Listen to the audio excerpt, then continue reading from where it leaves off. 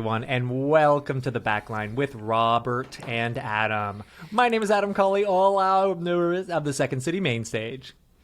And my name is Rob Norman, Baby Blue Eyes, author of the cool improv book, Improvising Now, a baby boy's guide to blue eye improv. Whoa.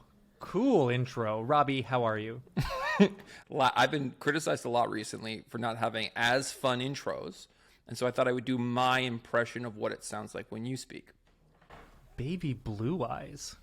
That's what people call me. Weird, Whoa. huh? Rob, what's going on? Not much, when we will have recorded this, it will have already happened, but I'm in anticipation of the Assembly's 5-year anniversary. This is a company that exists in Toronto, Mexico City, South Africa. It is in the Amsterdam, I think, still. So this is a company that's all around the world. It's started by our good friend Martha Stortz and a host of other really cool Toronto improvisers, and they're celebrating 5 years as a completely independent improv collective that had no startup funding other than that of the community, and they've done some pretty incredible things. And so I am so excited to come and celebrate with all these guys for all the cool things that they have done. Yeah, what an incredible place to play. It's so funny because it basically is run, as you said, by Martha and like community members. This isn't like an organization, a third party corporate entity came in and provided all of this, a massive building downtown and everything. But it truly is one of the most professional companies I've ever worked for. And you feel like, oh, this is what it's like to feel valued. Huh. I like this feeling. So it's so fun to have a company run by improvisers and really focused on improvisers. So yeah, happy anniversary to the Assembly. We love it. Yeah, and I mean, I think you're so right when talking about a success story. This is a company that continues to pay more for all instructors across the community. Everyone is paid the exact same amount, which is very important when we're talking about creating fair spaces for people. And somehow they still manage to offer classes at a lower rate than their competitors. So somehow they're offering better pay and an incredible product at a fraction of the cost. How do they do it? But wait, there's more. Yeah. Adam, how are you? I'm pretty good. I'm back in Toronto for a little while. And just as I left, I actually live in Los Angeles, right around the corner from the UCB. And some interesting things go on with the UCB. I got a little email. I woke up and everybody freaked out. The UCB is coming back. And I thought, Zuh? So, the UCB has 2 theaters in Los Angeles. One is a massive structure that has been quite gutted. It's so strange because if you've ever seen the sunset location of UCB, it looks like a futuristic corporate location. But like the training center was incredible, but all of the signage is still up. But then you often see like construction workers just coming out of there with huge pieces of stage or whatever. So I don't know what's happening there. But the UCB is coming back under new ownership, consisting of Jimmy Miller and Elysian Park Ventures and a guy named Mike. And I don't know who Mike is, but that's all he said in the email. And me, Mike. And I was like, okay, well, I don't know who Mike is. But just like Second City, that was just bought by kind of this venture firm. Yeah. UCB is the same thing. And it kind of feels like, well, this is the start of something strange. But it's so far the Sunset location is not coming back. But the smaller theater, I think it probably seats like 70 people on Franklin, is coming back. Some of the training centers in New York are coming back, and I guess that's where we're at. I think what we're all waiting for is what exactly this means.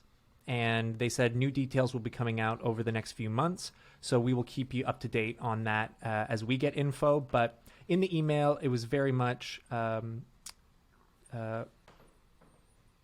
focused on what the changes will be, and a lot of promises of performers being paid, which I know has been a big bone of contention at UCB. Huge diversity changes, just changes to the whole structure. So hopefully this works out for the best for everybody. But as we get more info, we'll keep people up to date. Interesting. When I think of venture capital firms getting As we often involved do. Yeah. As you're going to bed, you're just dreaming of a venture capital firm. I wonder why. I wonder why a venture capital firm would want to get in on the improv or sketch comedy game. Because I don't think the overhead for comedy theaters is great. I mean, maybe licensing, maybe opening franchises across the country might be of value.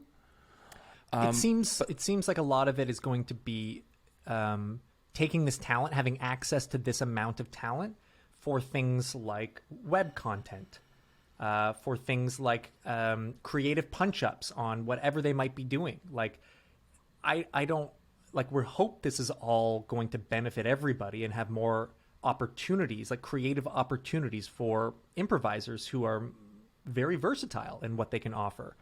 So you hope that is their goal of like, ooh, we can use these people. And on the flip side, improvisers can be like, ooh, we might be able to get paid from these people.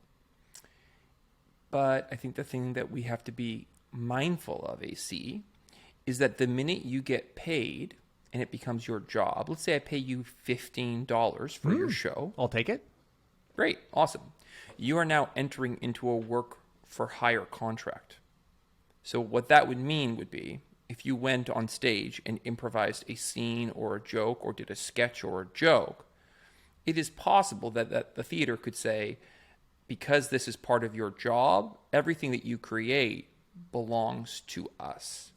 And so that is actually quite a scary thought, to think that you could be working on a character or working on a bit and you're creating it for the first time. You got paid to create it there in that space. And so now they own it.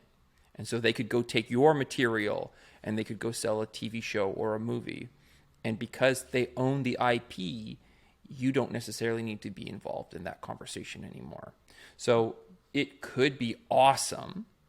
It could also be very sketchy. Also, remember stuff like that Chris Farley sketch, Living in a Van Down by the River. Mm-hmm. It was written on Second City Chicago main stage.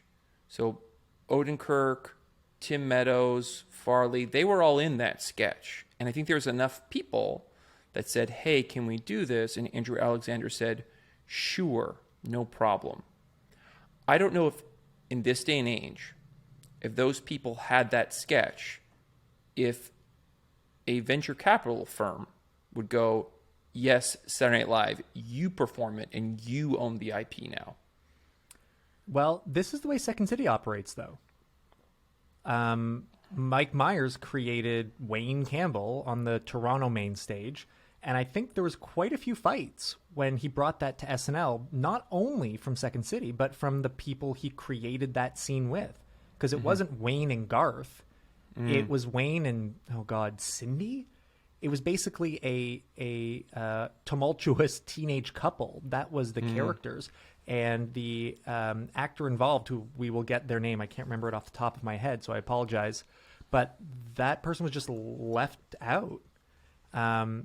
Scenes I created at Second City, I ended up seeing other touring Second City shows, and my material's in there, and no one told me anything. Mm-hmm. But I mean, this is where it gets really dicey with creativity versus capitalism, because, like, if you're an improviser who needs money or who wants stage time to move on from UCB to a career in TV and film, writing, whatever it might be, this is the best option to do that. And if they say, well, we own your IP or you don't get to perform here, what do you do? Well, I mean, you unionize. The answer is you unionize. Uh-huh. And you make sure that you're protected. Because at this point, there are these very big comedy theaters that have a monopoly on many of the scenes. UCB in LA, I don't think there's any real competition for them. It is the place, Groundlings maybe, but UCB is the place where everybody wants to be. Second City in Chicago and Toronto is the place where you want to be. So if you don't like the deal that you're being offered, if it's inequitable for you, then where do you go? I mean, a place like the Assembly, great.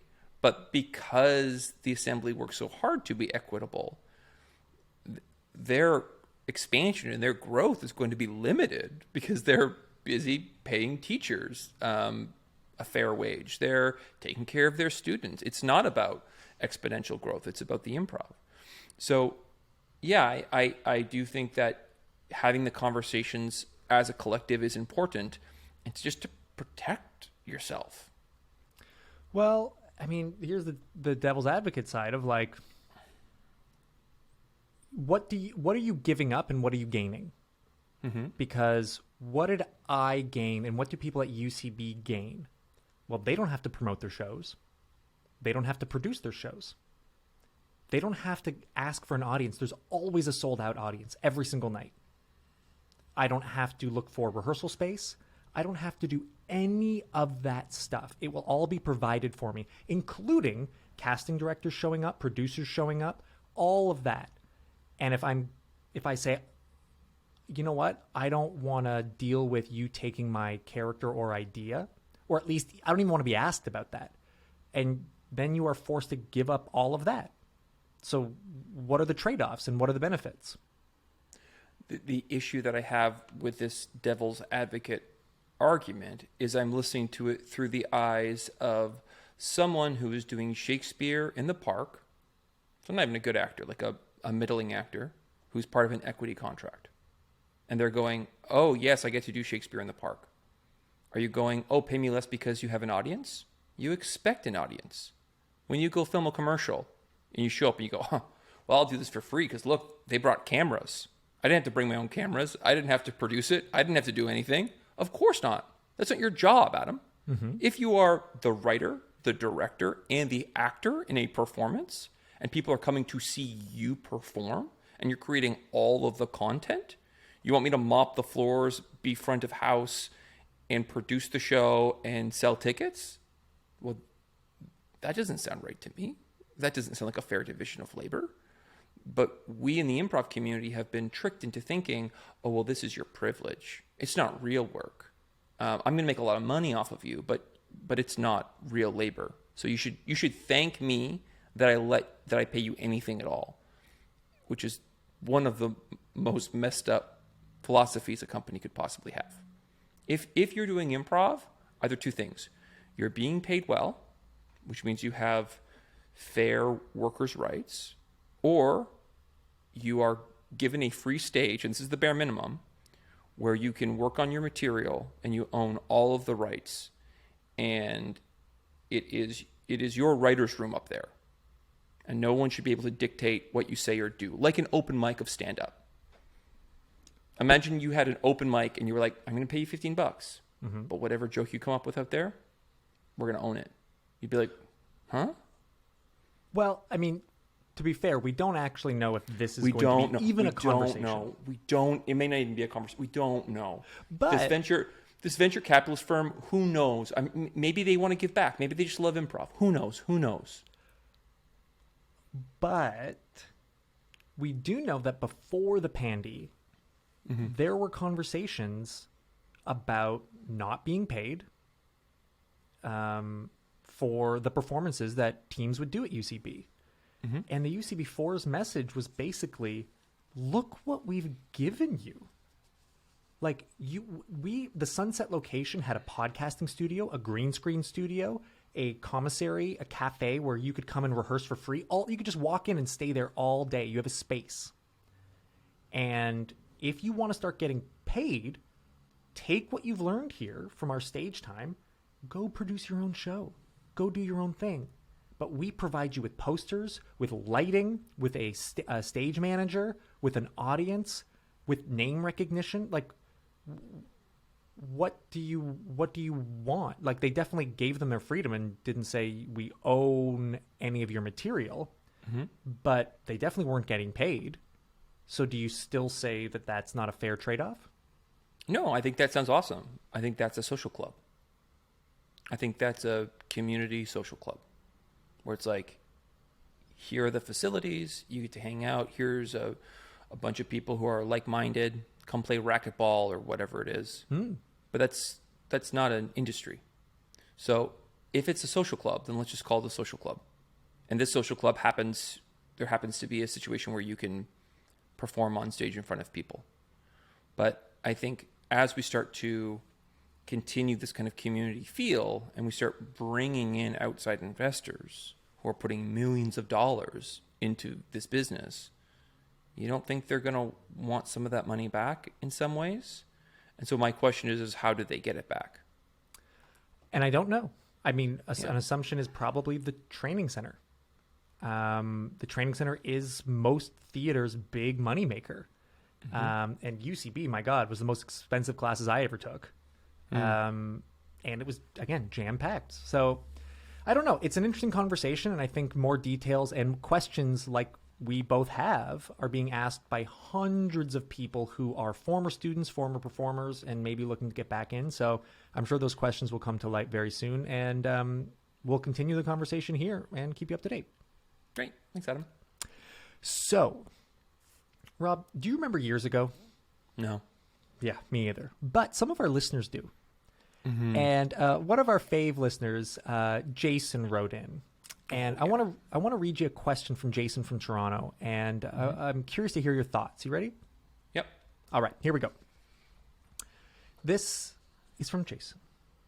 Hey guys, love that you're back doing episodes. I have a question for you. In 2015, I returned to improv after 10 years away.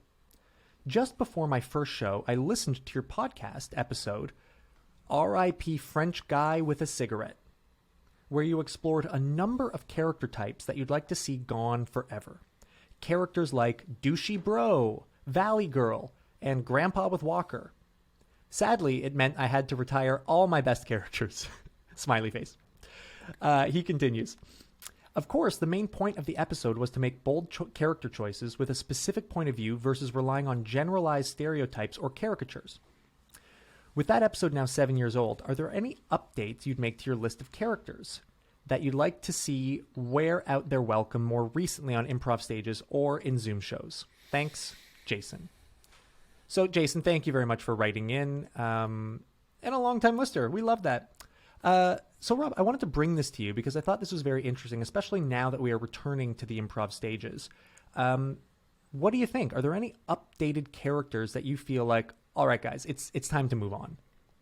It's interesting because, it's been 2 years of a pandemic, so I really haven't had that kind of grit in my craw teaching and performing recently. But I was putting some thought into it, just thinking about, even in the classes I've taught recently or the shows that I've done recently, what were the kinds of characters I saw? Or what were the ones that I kind of expect to be in a show? And so I have a list of 3 things that might be helpful, maybe not be helpful. I don't know. Shall we begin? We shall begin. Can we do me a favor? Can we begin with number 1? Okay, I'll compromise on this one. Number 1, I'm struggling a little bit with seduction scenes. I'm seeing them a lot, and it might be just the way that we're teaching because it's very dynamic focused. Seduction is one of the first dynamics that was ever discovered. It was discovered by Elaine May, and she has a rule about this in improv. When in doubt, seduce. So the idea that we have one character trying to seduce another character, it could be a femme fatale. I'm seeing it a lot recently. And the dynamic always yields the same results, which is someone who is like gross and confident, making someone feel uncomfortable in the scene. Not the improviser, the character. Right. And I don't mind that scene, but seeing that over and over and over again, it just seems to kind of play out in the exact same way. The dynamics and I understand why they do them, because they're easy to play. They're clear to play. Do you know the scene or the game Park Bench? Yes. It's a game that you would play with kids. So it's a park bench one person is sitting here and then another person walks beside them. And the rule is they can't touch them, but their job is to try and get them off that park bench in any way they can. And I would say about half those scenes are kind of seduction scenes. Kids know right away that's the quickest way to kind of scare someone away. So these seduction characters for me, I go, ooh, I would love either not that or a different version of that would make me very, very happy. Yeah, it seems like, my God, just as you talked about, well, Elaine May, you think of like the beginnings of improv. Well, seduction scenes in real life, it's the beginning of life. Like, this has been happening forever. Everybody in the audience has been involved on either side of that. So to present that again and again and again, it's a little tiresome. I would love to see the different version of that, like someone seducing them with rupee car quotes or something different. Seduce me with your tax form. I don't know, but just the straight up, how are you doing? I don't know. I don't need to see that anymore. Cool. Number 2, I think we can put a bullet in the head of High Guy. High Guy, Drunk Girl, I think they can go. I don't know if this is true for you, but when Canada decriminalized marijuana, the idea that someone would walk on stage and be like, yo, man, pass me that bong, is so uninteresting to me. It's not even dangerous anymore. It's legal. So the idea that people would like this taboo idea of like, ooh, we're going to do something naughty and we're going to smoke weed. It literally is just people getting high and doing a funny voice and then doing the stereotypes surrounding smoking weed. I feel like legalizing pot did the most damage to weed culture because none of it's cool anymore. Yeah. It's like, cool, everyone's getting high. Just don't be weird about it. It's like when parents got on Facebook and we were all like, what? Everyone's doing it? Well, then what's the point of even dealing with this thing? Yeah, and especially, like, again, right before that pandy, right before the legalization, like, this was done to death in all forms of media because it felt very inside. You felt like, oh, yeah, we all know in this theater what this culture's like. Those old folks out there, they don't know jack. So this is for us and we get it. Oh, I love it. But yeah, I really agree of like, my God, you think of all those things of like, remember like Spencer's Gifts? Yes. And you have those like black light posters and all of this paraphernalia. And you're like, right, you'd have that in your room as a teenager. And now it's kind of like, there's all these articles of like young dads who are potheads. It's like, yeah, it relaxes me and it helps me enjoy my children. You're like, oh, I see. But even the term pothead just seems so silly and unnecessary now. Like, think about all of like the terms and the slang and people talking about like the best way to roll a joint. It's like, that's all dead, man. First of all, why are you rolling joints anymore? You got to buy pre-rolls, man.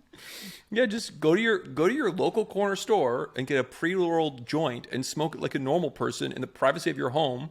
Don't talk about it and call it a day. Or in Toronto, if it's not there, go across the street to the other pot shop or across the street. They're quite plentiful. But yes, I think this is a great point and something that it'll be interesting to see what happens. But yeah, I like that. Get rid of that. Don't need that guy. Number 3. This is just a general one. I'm just going to throw it in there. All accents. Okay, so Gauntlet thrown down here, AC. Gauntlet you're really going down because I'm going down. You love attempting an accent in social jokes. You love because you're not a big accent guy like on stage at all. Excuse me? What would you say? I guess you've got the one English accent from your dad. Well, maybe I don't have any accents, but what about Peter O'Shaughnessy? He's got a perfect accent from Dublin. Oh, I find that unfunny and insulting. Um, Rob, break down why no accents? Because we've talked a little bit about, there's lots of questions, and I think through teaching you probably get them. I get them quite often of like, am I allowed to do accents? What should I do? So there's a lot of talk about it. So what are your thoughts? Okay, let's dive in deep. Number one, accents are thin characters. An accent is not a character, because what I'm looking for with a character is I want to change the way my brain thinks, because I don't want to be deciding any choices. When I came up with Peter O'Shaughnessy, just on the spot, one of the best characters you've ever seen in your life, what does he do? What does he say? What does he want? Is he optimistic or is he pessimistic? How does his body move? I have no information. I have the accent. So when I'm in a scene and you say, do you want a soda? I don't know what the answer is. So instead of making valuable emotional decisions about my point of view as a character, I filled in with a stereotype. Well, do you have any Guinness? It's the stereotype replacing an actual choice or an actual character. Now, there are many people that I know in our community who crush accents, but that, for the most part, is a frill that needs to be put on top of all of this other character work. Characters have an emotional perspective on the world. That's how I would always start. So, for example, if I start feeling the emotion of guilt off the top of my scene, all the other pieces of my character, my backstory, my history are going to kind of fall into place. Because for the most part in my life, I don't walk around feeling guilty all the time or angry all the time. There are people who do feel that way, and they create they're a certain kind of person that I'm not. So that emotional foundation allows me to transcend my own programming. So that's the first point. The first point is accents are very, very thin, and if you use them in that way, they can become annoying. Well, and also, Rob, just to your point there, when you think of like going to the stereotype, right? Like, I'm required to make a choice in this moment. Well, you got a Guinness? All right, there's one. The next time it's your turn to talk or add something, contribute something to the scene, you're going to the next one and that's a finite list. And you may know a lot about Irish culture, but once that list is up, you're out. Now you have to start improvising. And if you are going off stereotypes, chances are the people in the audience already know them. So you're just repeating things they already know. And instead of laughing or being excited about your choice, they're just nodding along with like, yep, that's one. Yep, that's two. And your scene partner's looking at you like, please give me something. Anything at all. Yeah. Yeah, I mean, and while you're going on your reference list, it's not like I, the other player in the scene, have anything to react to, because your relationship is between you and the audience, and this accent has nothing to do with me. You're not doing anything to me in the scene. You're doing something with the audience. So, okay, I guess I'll just wait till you're done. Number two, you brought up this kind of idea of like, are you allowed to do accents? Adam, we wrote out a bunch of questions. This was not included in those questions. So I'm going to go off the top of my dome. Good luck. Good luck to me. So I think for the most part, the accents you're allowed to do, this could be really stressful to people. I don't think accents in themselves are inherently offensive. I think history is racist. And so I think the accents that we choose have to be based on our knowledge of history and our understanding of different groups. But here's what I want to say. I don't think there's anything wrong with doing an Indian accent on stage. Here's my issue, Adam. I have never in 20 years ever heard someone do an Indian accent on stage. Think about someone who grew up in India, who learned English perfectly. They're completely fluent. It's their first language or their second language, but they're very, very fluent. What is that accent? It's a British accent. It's a British accent with a regional dialect and maybe a kind of intonation that might be a little bit more sing-songy than the common person who lives in London. I've never heard someone try and do that accent on stage. When people are doing an Indian accent, they're doing an impression of someone who's trying to learn a language. So, yes, that is a deeply offensive accent to do because the character you're creating has no power. You're starting off at the point where they don't understand the language that they're using. I recently saw a kid do a Borat impression in class. And I was like, why is this funny? Oh, well, it's funny because his syntax is not typical. He uses the wrong words. So, when we are thinking about these accents, most of the accents, I think, if you were to actually spend the time to think about them and find people who are native English speakers or fluent, then the accent that they would do would be so nuanced and so boring that you probably even wouldn't want to invest in it to begin with. So I think that's an interesting point for us to think about. And then the other part, there might be groups in the world that, maybe it doesn't make sense for us to go throughout the world and do accents of certain groups that have been historically marginalized. Maybe that doesn't make sense as well too. That's a bad look. But yeah, Indian, Japanese, go for it. Just spend a couple months working on it. Figure out what that actually is, and then go try that. Good luck. Yeah. I mean, the idea of me doing an Irish accent that is based on my father. Mm-hmm. It's like, that gives me a lot. Like, I know my dad. I've lived with him.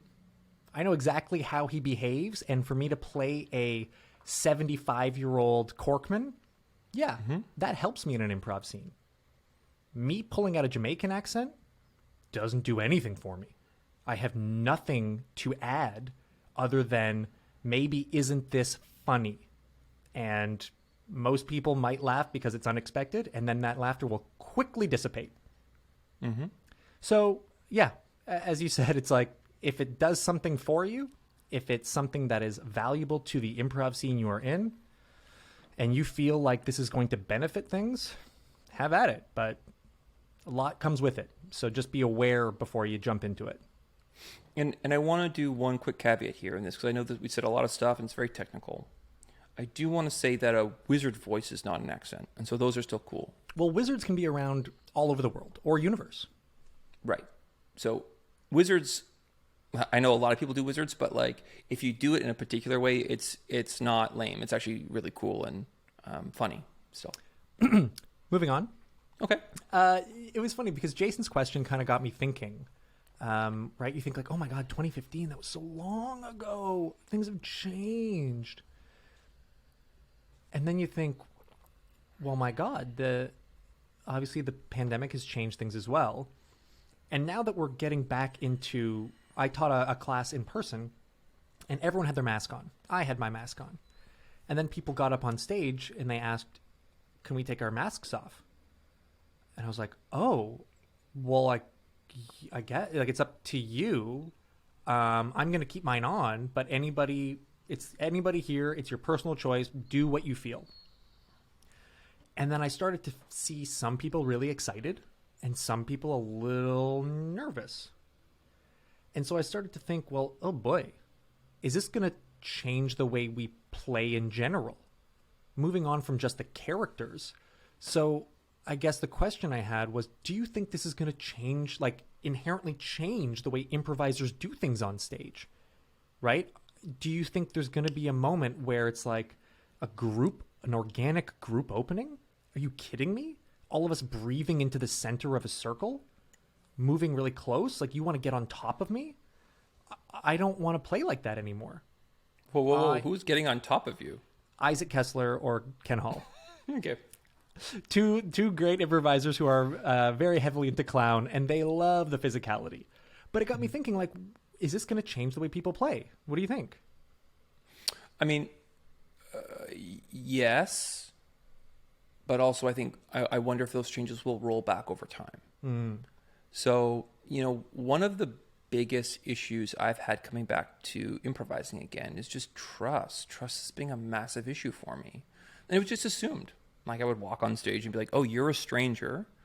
Let's do the most intimate scene we possibly can do with each other. And it's going to be fine. That's fun. And that's kind of the job. The job is like, let's do this scene and let's have an intimate experience between two strangers, and the audience laughs. And the worst thing that can happen to us is that we bomb together. Still great experience. But when you add the idea of COVID and that kind of trauma of the pandemic, there's this other math to it too. Where you're like, oh, before we went on stage, you coughed. Something was in your throat. Okay. Do I walk out of the show? Probably not. That's an overreaction. But do I want to get as close with you? Also, do I want to do this show? Also, what's the risk? I'm going to perform with 40 other improvisers on stage in a room full of 100 other people. What does this show give me? Am I working on something? Do I have a showcase I'm about to do? Is there a big audition coming up? Why do I need to do this jam show?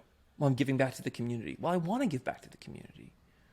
But also, like, do I want to get sick? Do I want to risk getting sick? You said this before where it's like, it's not even about dying from COVID. It's like, you just don't want to get it. Like there's been so much propaganda around it. It's just a bad feeling. It feels like dirty. You just don't want to catch this virus. So, there is a little bit of risk management happening in my brain. I'm like, well, maybe it'd be funny to kiss Adam. But he just got back from LA, so I'll just nod at him instead. What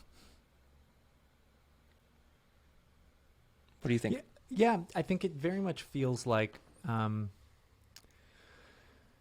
I think you're right about the rollback, because I've felt myself roll back socially in moments where you have things where you're like, I'm meeting someone from the very first time. I stuck out my hand, and so did they. We shook hands. Weird. Mm-hmm. Okay.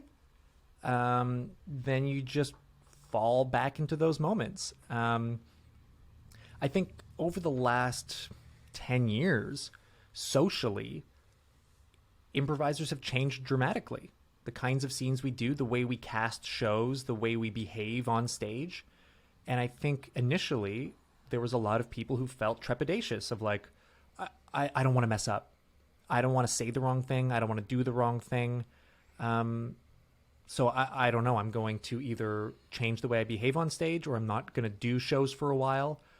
But then you get over it and you learn how to behave in the new landscape. You move on. Like it feels so shocking when a change happens in any part of your life, but you manage and you deal. And so it does feel like anything that we're feeling right now, it still feels like there's going to be a lot of apprehension. But it does feel like after your 7th show, your 8th show, your 2nd show in one night, things are going to go right back to being as wild and free as you can possibly be. So it'll be interesting. It still feels like we're in the first wave of live performances around the world. I know we've stopped and started quite a bit.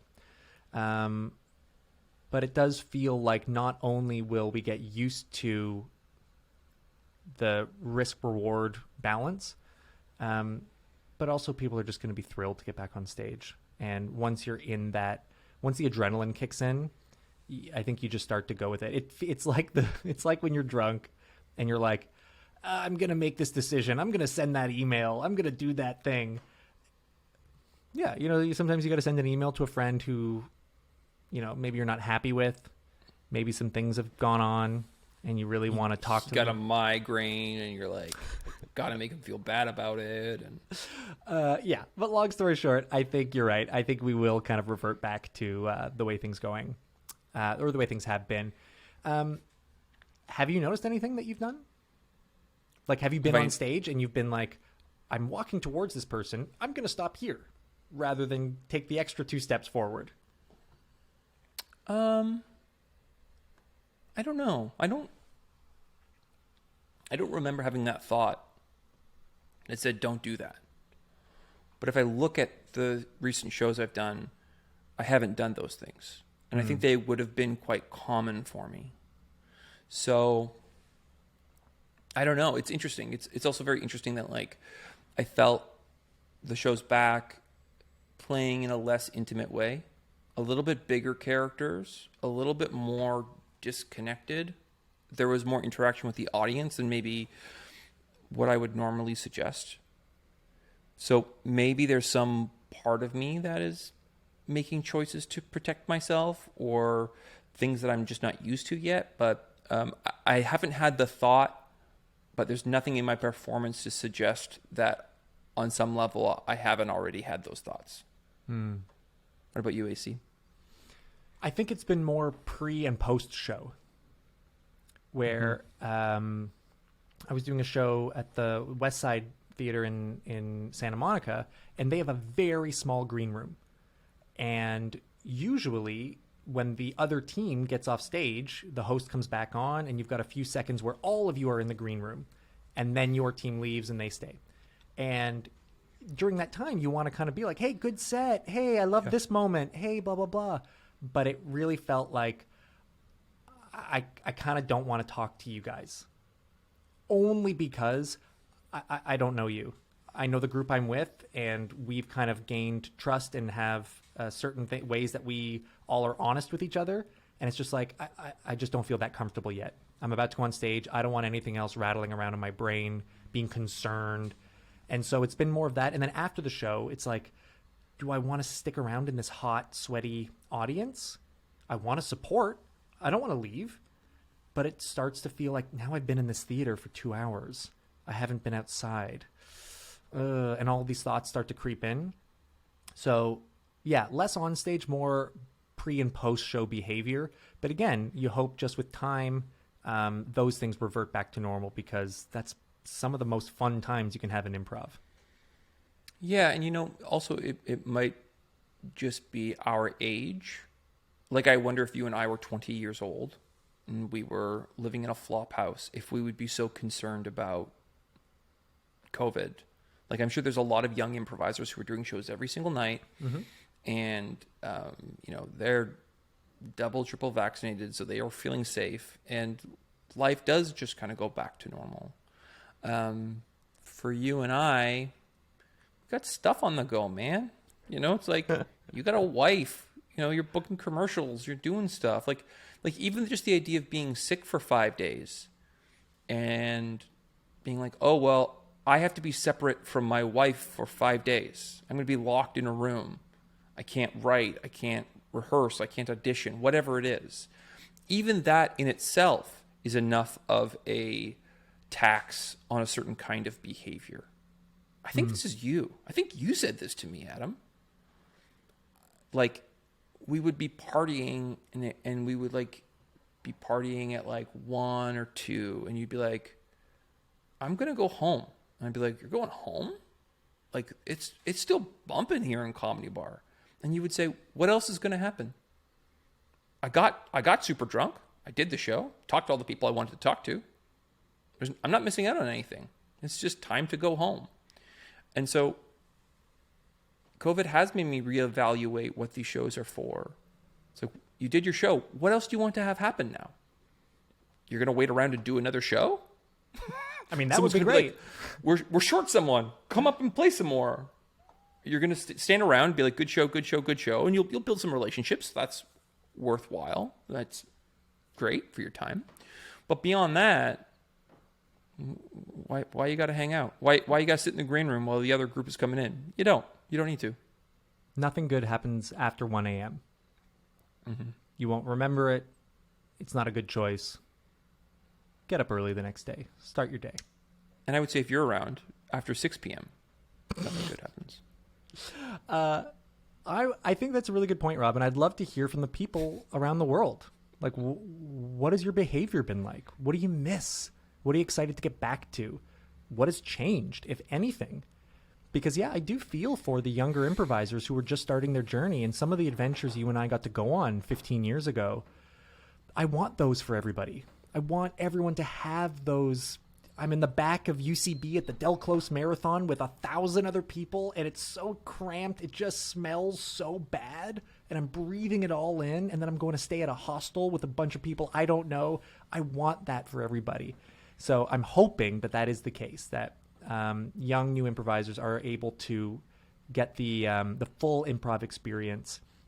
If not now, hopefully soon. So let us know. I was going to say, but also AC, like, they may not ever get that experience. But you and I will never get the experience of showing up to Comedy Bar and being like, oh, yeah, it's sold out tonight because you were a frog on TikTok and you're famous now. Like, you and I will never experience what that was like. So That's true. It is a different world, and the world has changed. And I think there'll be new experiences that are similar, that rival the ones that we had. It doesn't necessarily mean that everybody has to hop into a van, 12 people to a 10-person van, drive to New York, stand in a crowded room, talk to some drunk person who you idolize who is falling over. Like, that doesn't necessarily need to be your story anymore. Maybe you just have a drink, go home, record a TikTok video, and become a millionaire. Maybe that's your story instead. Wait a second. That's an option? Not for you. Damn it. Well, hey, send along your frog videos as well. I'm happy to be a part of any of them. But let us know what you think, what your experience is, what hopeful experiences you have. You can always reach out at the Backline Pod on Facebook and Twitter, and at the Backline Podcast on Instagram for super cute pictures of Rob and I. Rob, anything fun going on off stage, on stage for you? If you're going to ask me that question, could you please ask Baby Blue Eyes? Hey, Baby Blue. Yeah. What's going on with you? I did my taxes. Ooh. Strangely enough, I did it before the due date, which seems a bit strange. Here in Toronto, you and I both have an incredible accountant who we love, named Tova. And she works at a place called Art Books, which I just saw recently on Facebook. Someone was looking for an accountant. They were like, maybe like 25, and they're starting making money from improv or videos or acting or whatever it is. And I know for me, I was sending my receipts to my mom, and she would take them into H&R Block. And is that a mistake? Yeah. Please don't do that. So much of what we do can be written off, hopefully in your respective country. You are a contractor, which means almost everything you do is probably for your business. If you're an improviser, you probably also don't have a social life. You probably aren't going on trips that aren't improv related. You probably aren't going for dinners that aren't improv related, because there's no time to have a social life outside of improv. Your social life is improv. And so all of that stuff, or part of that stuff, can be written off. So finding a good accountant who can walk you through all these things is going to save you money in the long run. You might see the accountant's bill and be like, whoa, $400, $500, that's a lot. But they probably saved you thousands of dollars. So you know what? That's it. You can write off that accountant fee as well. Ooh, that's true. And they'll tell you that. They'll tell you They what you will. can write off. Yeah. Well, for me, I'm very excited. Somehow, probably through pure pressure, I got my wife excited about Star Wars. And now she's quite into it. And so we've gone through Clone Wars. We've watched all the movies. And now, in preparation for Mandalorian, Boba Fett, all of that, in preparation for the Obi-Wan Kenobi series coming out, her and I are going through Rebels for the first time. I had never gone through Rebels, and I am enjoying it so much. And it really made me think about connections in improv, of just noticing some of the connections, because Rebels was made before the latest Disney movies. You start to see the things that they have retconned or connected with other universes. And just that satisfying feeling that it gives you, you feel like an insider. You feel like, I'm a part of this secret club that only we know about these things, and we could discuss it. And it just got me really excited to be back on stage, ironically, of like, oh man, that feeling you get when you connect and you bring two ideas that seemingly have nothing to do with one another, and you put them together. For the audience, for the team, it just feels like magic. And that's kind of what I've been feeling watching Rebels, and it just got me pumped to make connections on stage again. Yeah, Rebels is a great show. I think I was talking on the weekend about this, about why some science fiction franchises don't survive. Like, for example, why isn't there an Alien universe? I think there is a little bit. It's not competitive with Star Trek. No. It's not competitive with Star Wars. No. But I would argue that there was a period in which people were incredibly excited about these movies. Terminator also tried to create its own little universe. There was TV shows and sequels and prequels and all that stuff. And so the question for me is always why? Why do some universes survive and others don't? And I think the thing that things like Star Wars and Star Trek have done so beautifully is they've created a universe that has mystery and magic to it. Like, we can spend hours, unfortunately, talking about how the Force works. That was what kids would do. How does the Force work? We didn't know. It was magical. And so someone came along, unfortunately, and tried to explain it, and they did a bad job. Midichlorians are weird. But still, there's still so much in this universe that we're trying to unpack. Who's Boba Fett? Who's Boba Fett under the mask? And we make a whole series about it, and then everyone feels very disappointed. Because it was the mystery and the magic that we come back for. We don't come back for the science. We don't come back for the stories. That's what's enjoyable. But we come back to figure out, what's that dark pocket? And I think it's also a race too. Like, we're kind of strip mining the Star Wars universe as we speak. Slowly, all of the mystery is being revealed. And it's all being put into technical manuals and books and movies and comic books. And after a while, we're going to go, yeah, I'm good. Marvel Universe, you can already feel it, right? People are like, I think I'm good. I get how the Infinity Stones work. I think... Eternals. Is there anything else? Sorry? Eternals, come on. AC, when the Eternal ship flew over an ocean and the Chiron said, Mesopotamia, I was out. I was like, what are you talking? Where's this ocean coming from? Mesopotamia is Greek for between two rivers. Where's this ocean popping up from all of a sudden? Get out of here. Get out of here, Eternals. I'm done. That's it. That's the end of the episode. Okay. Yeah, I'm done.